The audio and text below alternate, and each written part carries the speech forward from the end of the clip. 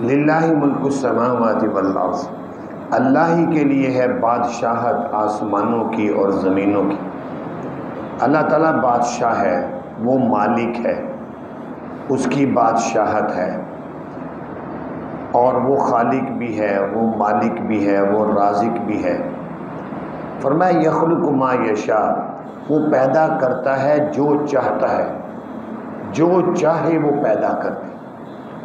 یہب لمن یشاء اناثا، عطا کرتا ہے جس کو چاہتا ہے بیٹیاں، ویہب لمن یشاء الذکور، اور عطا کرتا ہے جس کو چاہتا ہے بیٹے، او یزوجہم ذکرانا و اناثا، یا جوڑے جوڑے کر کے دیتا ہے ان کو بیٹے اور بیٹیاں، اور کر دیتا ہے جس کو چاہتا ہے بانجھ۔ انہ علیم قدیر، بے شک وہ بڑا علم والا، قدرت رکھنے والا ہے۔ اللہ تعالیٰ نے اپنی قدرت کا یہاں تذکرہ کیا ہے کہ کسی انسان کو بیٹے دینا، بیٹیاں دینا، یا ملے جلے دینا، یا بالکل ہی نہ دینا، یہ سب اللہ کی قدرت ہے، اس کی تخلیق ہے۔ وہ چاہے جیسے چاہے ہوتا ہے، کسی کے قبضے میں یہ نہیں ہے کہ وہ کر سکے۔ حضرت شعیب علیہ السلام کی صرف بیٹیاں ہی بیٹیاں تھیں، لوط علیہ السلام کی صرف بیٹیاں ہی بیٹیاں، حضرت داؤد علیہ السلام کے صرف بیٹے ہی بیٹے 19۔ تو اسی طرح باقی مخلوق میں بھی کسی کو صرف بیٹیاں مل جاتی ہیں، کسی کو صرف بیٹے، کسی کو بیٹے اور بیٹیاں دونوں ہی ملتے ہیں، اور بعض اوقات ایک ایک دفعہ میں دو دو بیٹے ہو جاتے ہیں، بعض کا ایک ایک دفعہ میں دو دو بیٹیاں ہو جاتی ہیں۔ کئی دفعہ ایسے ہوا ہے کہ ایک دفعہ میں دو بچے ہوئے، ایک بیٹا ایک بیٹی۔ اللہ کی شان ہے، اس کی قدرت ہے۔ اور فرمایا کہ یہ اللہ کرتا ہے، اور جس کو چاہے وہ بانجھ کر دے۔ عقیمہ کا مطلب بانجھ کے، کوئی بچہ بچی ہو ہی نہ۔ ہر طرح کے ڈاکٹر حکیم ان سے علاج کرا لیے، دم کرا لیے، سب کچھ کرا کے جو ہے تھک ہار کر بیٹھ گئے، کچھ نہ ہوا، کیونکہ اولاد تو اللہ دینے والے ہیں۔ وہ اس کی قدرت ہے، اس کی شان ہے، وہ چاہے تو بانجھ کو بھی ٹھیک کر دے۔ حضرت زکریا علیہ السلام، قرآن پاک میں سورہ مریم میں ان کا ذکر آتا ہے۔ یہ حضرت مریم کے غالباً خالو لگتے، تو ان کی عمر 120 سال ہو چکی تھی، بیوی کی عمر 99 سال ہو چکی تھی۔ ویسے حضرت زکریا کی عمر تو 320 سال ہے، لیکن اس وقت ان کی عمر 120 سال ہو چکی تھی، بوڑھے تھے۔ اور حضرت مریم کی پرورش، کفالت ان کے ذمے تھی، چونکہ خالو تھے، یہ پالتے تھے۔ تو حضرت مریم کی یہ کرامت ہے جس کا ذکر قرآن پاک میں آتا ہے کہ بے موسمی پھل اس کمرے میں، جس کمرے میں ان کو تالا لگا کر رکھا جاتا تھا، محفوظ، جوان بچی ہے، تو جب تالا کھول کے حضرت زکریا اندر جاتے، بے موسمی پھلوں کے ٹوکرے وہاں رکھے ہوتے۔ تو حضرت زکریا پوچھتے یہ کہاں سے آئے؟ تو بتاتی یہ اللہ نے بھیجے، اللہ کی طرف سے آتے، بے موسمی۔ اس کو دیکھ کر حضرت زکریا کو خیال آیا کہ جب بے موسمی پھل اللہ تعالیٰ مریم کو دے سکتا ہے، تو پھر میری عمر اگرچہ گزر چکی ہے تو اس عمر میں بھی اللہ اولاد عطا کر سکتا۔ لہٰذا انہوں نے گڑ گڑا کر دعا کی، اللہ تعالیٰ نے ان کی دعا قبول کر لی۔ جب دعا قبول کر لی تو یہ تیسرے پارے میں آتا ہے کہ دعا جب قبول ہوئی تو ان کو اطلاع کیسے ہوئی؟ نماز پڑھ رہے تھے، محراب کے اندر نماز پڑھ رہے تھے، اور کلما دخل علیہ زکریا المحراب وجد عندہ رزقا، یہ تو وہ آ رہا ہے نا کہ جب حضرت مریم کے پاس جاتے وہاں رزق میں دیکھتے اور پوچھتے یہ کہاں سے آیا، تو وہ کہتی ہوا من عند اللہ، یہ اللہ کی طرف سے۔ ہنالک دعا زکریا، وہیں پر دعا کی زکریا نے، ربی حب لی من لدنک ذریۃ طیبہ، اے اللہ مجھے بھی اولاد عطا فرما، تو کر سکتا ہے۔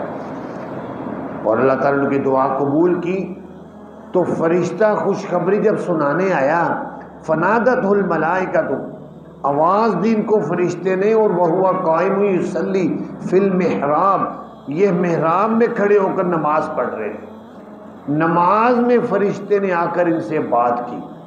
اب نماز بھی اللہ کی اور پیغام بھی اللہ کا آیا ہے، لہٰذا نماز میں انہوں نے فرشتے سے باتیں کی، نماز نہیں ٹوٹی، کیونکہ نماز بھی اللہ کا حکم تھا، پیغام بھی اللہ کا ہی تھا۔ نماز میں بات چیت کی اور بتایا کہ آپ کے عنقریب بیٹا ہوگا گھر میں، عنقریب۔ انہوں نے پوچھا کہ مجھے کوئی نشانی بتا دو کہ جس سے مجھے پتہ چلے کہ میرے گھر میں امید ہو گئی ہے۔ تو اس فرشتے نے بتایا کہ تمہاری زبان دنیاوی باتیں کرنے سے 3 دن کے لیے بند ہو جائے گی، ذکر اذکار چلتا رہے گا، تسبیحات زبان سے چلتی رہیں گی، صرف دنیاوی بات نہیں کر سکو گے، سمجھ جانا کہ تمہارے گھر میں امید ہو چکی۔ اور ایسے ہی ہوا، 3 دن کے لیے زبان بند ہو گئی، تو لیکن ذکر اذکار چل رہا تھا۔ تو اللہ تعالیٰ نے، ان کی بیوی بانجھ تھی، اب دیکھ لیں 99 سال عمر تھی، اللہ تعالیٰ نے بانجھ کو بھی ٹھیک کر دیا اور اولاد ہوئی۔ خود دنیا میں ان کو بتا دیا کہ بیٹا ہوگا، اس کا نام زکریا رکھنا، اور انہوں نے اپنی زندگی میں بیٹے کو دیکھا، جوان ہوا ان کا بیٹا۔ تو فرمایا یہ میری قدرت ہے کہ اللہ تعالیٰ جس کو چاہے بانجھ کر دے، بانجھ کو بھی ٹھیک کر دے۔ انہ علیم قدیر، بے شک وہ بڑا علم رکھنے والا، قدرت والا ہے۔ یہاں لاہور میں ایک آدمی نے مجھے بتایا کہ گجرات کی طرف شاہ دولہ اس کا ایک مزار ہے، تو ایک مسلمان ٹرین میں جا رہا، تو وہاں ٹرین میں سکھ بھی بیٹھا ہوا، مسلمان بھی بیٹھا۔ سکھ نے اس مسلمان کو پوچھا کدھر جا رہے ہو؟ کہتا ہے میں شاہ دولہ کے مزار سے ان سے بیٹا لینے جا رہا ہوں، میرا بیٹا نہیں ہے، شاہ دولہ سے۔ تو سکھ جو ہیں وہ کافر اس لیے ہیں کہ وہ نبی پاک صلی اللہ علیہ وسلم کو نہیں مانتے، ورنہ وہ اللہ کو مانتے ہیں۔ تو سکھ نے مسلمان کو کہا جے نہ دیسی مولا تے کی کرسی شاہ دولہ، کہ اگر اللہ نہیں دے گا تو پھر شاہ دولہ تو کچھ نہیں کر سکتا، اللہ کی قدرت ہے، وہ دینا چاہے تو دے دے۔ یہاں پی بلاک کے اندر ایک آدمی ہے، اس کی شادی کے بعد ایک بیٹا ہوا، 15 سال پھر کچھ نہیں ہوا، 15 سال کے بعد اللہ نے بیٹی عطا کر دی۔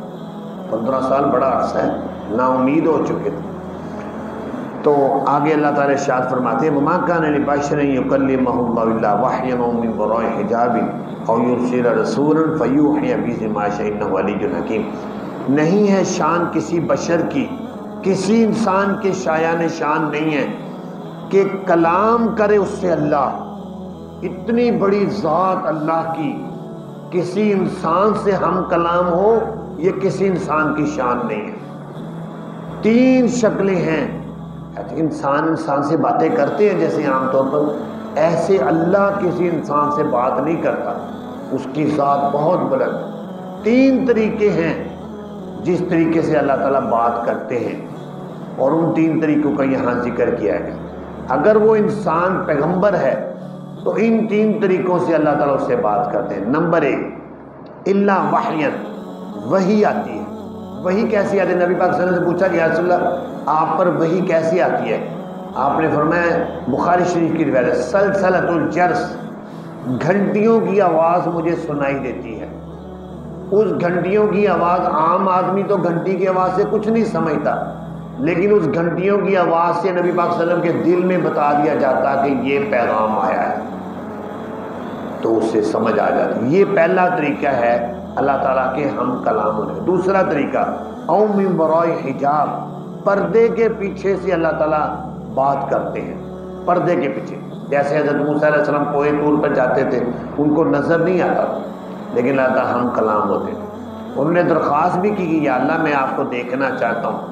اللہ تعالیٰ فرمایا لن ترانی، تم مجھے نہیں دیکھ سکتے، اس دنیا میں کوئی انسان مجھے نہیں دیکھ سکتا۔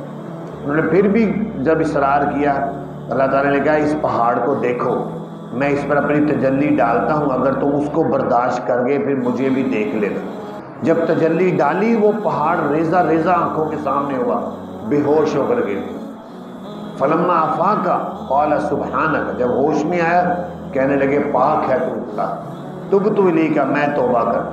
تو پردے کے پیچھے سے گفتگو یہ ہوتی ہے۔ نبی پاک صلی اللہ علیہ وسلم کے بارے میں جو بعض صحابہ کرام سے روایت ہے، معراج کی رات کو ابتداءً پردے کے پیچھے سے بات ہوئی، پھر بعد میں اللہ تعالیٰ نے براہ راست پردے سے ہٹا کر براہ راست کی گفتگو کی، تو پردے کے پیچھے۔ لیکن دنیا میں یہ نبی پاک صلی اللہ علیہ وسلم کا معجزہ بھی تھا، اور ویسے بھی یہ اللہ تعالیٰ نے اعزاز بخشا نبی پاک صلی اللہ علیہ وسلم براہ راست بات، ورنہ دنیا میں عام انسان کوئی بھی نہیں اللہ تعالیٰ کو دیکھ سکتا۔ ہاں نبی پاک صلی اللہ علیہ وسلم فرمایا قیامت کے دن جب جنتی جنت میں چلے جائیں گے پھر اللہ تعالیٰ اپنی زیارت کروائیں گے، اور اپنے اپنے اعمال کی بدولت ان کو زیارت نصیب ہوئی، کسی کو ہفتے بعد، کسی کو 2 ہفتے بعد، کسی کو مہینے بعد، اس طریقے، لیکن ہوگی عین اس وقت جس وقت جمعہ ہوتا ہے۔ لیکن جب آدمی اللہ تعالیٰ کی زیارت کر کے گھر آئیں گے تو گھر والے کہیں گے ان کے کہ آپ تو پہلے سے بھی زیادہ حسین ہو گئے اللہ تعالیٰ کو دیکھ۔ تو یہ دوسرا طریقہ ہے پردے کے پیچھے۔ تیسرا طریقہ او یرسل رسولا، یا بھیجتا ہے اللہ تعالیٰ کسی فرشتے کو، پھر وہ وحی کرتا ہے اللہ کی اجازت سے جو چاہتا ہے، فرشتہ آتا ہے وہ آ کر پیغام بھیجتا ہے۔ نبی پاک صلی اللہ علیہ وسلم کے بعد 2 دفعہ اصلی حالت میں فرشتہ آپ نے دیکھا، ایک غار حرا میں کہ حضرت جبرائیل کو دیکھا، ان کے 600 پر ہیں وہ کھلے ہوئے، دوسری دفعہ معراج کی رات کو دیکھا۔ ورنہ عام طور پر حضرت جبرائیل حضرت دحیہ کلبی کی شکل میں یا کسی نہ کسی دیہاتی، عرب کے دیہاتی کی شکل میں ایسے پگڑی باندھی ہوئی ہے، دھوتی باندھی ہوئی ہے، اور آ کر بیٹھ جاتا اور سوالات کرتا۔ حتیٰ کہ ایک دفعہ نبی پاک صلی اللہ علیہ وسلم نے فرمایا کہ ایسے مسجد نبوی میں بیٹھے ایک دیہاتی آیا، مسجد میں چلتے چلتے ایسے بیٹھے ہیں گھٹنوں کے ساتھ گھٹنے جوڑ کر، بخاری شریف کی روایت میں کہ نبی پاک صلی اللہ علیہ وسلم کے یہاں ہاتھ رکھ لیا، کہنے لگا کچھ سوال کر رہے ہیں، اتنا قریب ہو کر بیٹھا۔ آپ نے فرمایا پوچھو، سوالات پوچھے، پوچھ کر جب وہ نکل گئے فرمایا آج پہلا ایسا موقع آیا کہ مجھے پتہ ہی نہیں چلا یہ جبرائیل تھے، تو سوالات کیے۔ تو یہ تیسرا طریقہ ہے کہ فرشتہ اللہ تعالیٰ بھیجتے ہیں۔ ان 3 طریقوں سے اللہ تعالیٰ کسی انسان سے جب وہ نبی ہوتا ہے اسے ہم کلام ہوتے ہیں۔ آخری آیت فرمایا اسی طرح ہم نے وحی کی آپ کی طرف قرآن روح من امرنا، دیکھیے یہاں قرآن کو روح کہا گیا کہ ہم نے آپ کی طرف وحی کی قرآن اپنے حکم سے۔ دیکھیں جیسے روح نکل جاتی ہے نا جس جسم سے انسان مردہ ہو جاتا ہے، قرآن کو روح اس لیے کہا کہ قرآن انسان کی روحانی روح ہے، اس کے ساتھ انسان کی زندگی وابستہ ہے، اس کو پڑھتا رہے، سنتا رہے، سمجھتا رہے، اس کی سمجھ لے کے حیات باقی ہے۔ اور فرمایا نہیں تھے آپ جانتے کیا ہے کتاب اور نہ ہی ایمان کو، لیکن بنایا ہم نے اس کو روشنی، ہدایت دیتے ساتھ اس کے جس کو چاہتے اپنے بندوں سے، اور بے شک آپ البتہ رہنمائی کرتے سیدھے راستے کی طرف۔ سیدھا راستہ اللہ کا وہ ہے، اللہ کا وہ اللہ کے اسی کے لیے جو کچھ آسمانوں میں جو کچھ زمینوں میں ہے۔ الا الی اللہ تسیر الامور، خبردار اللہ کی طرف لوٹتے ہیں سب کے سب کام۔ اللہ تعالیٰ سے دعا ہے اللہ تعالیٰ ہمیں قرآن پاک کو سمجھنے کی توفیق عطا فرمائے۔